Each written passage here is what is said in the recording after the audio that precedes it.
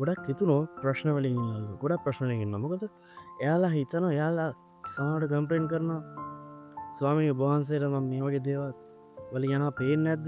ඔබ වහන්සේට මේක තේරෙන්නේ නැද්ද මම මේ වගේ වාතාවරණයක යන්නේ?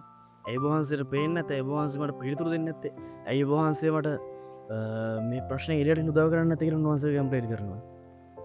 දෙවියන් වහන්සේ කියනවා උන්වහන්සේගේ වචනේ කියනවා. උන්වහන්සේ පිළිතුරු දෙන දෙවියන් වහන්සේ වූ.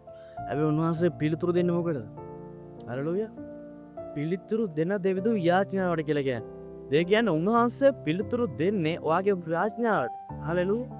ඔයා යාඥා අවසානදී අපි ඉන්න අවසාන කාලේ ඔයා යාඥාවෙන් ඉන්න එක හරිය හැදගන්න. මොකද ඔයාගේ ආත්මික මනුෂ්‍යව ඔයා තව තවත් වර්ධනය කරගන්න.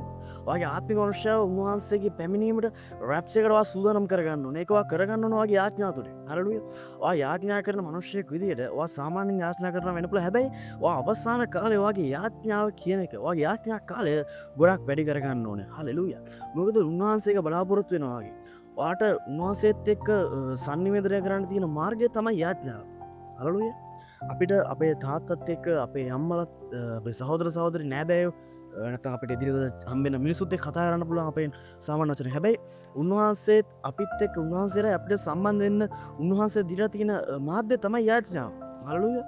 අපිට ඒ යාඥාව තුලින් උන්වහන්සේ ගොඩක් දේවල් කරන්න බලය හැකියාව ශක්තිය දීලා තියෙනවා. හලෙලූයා.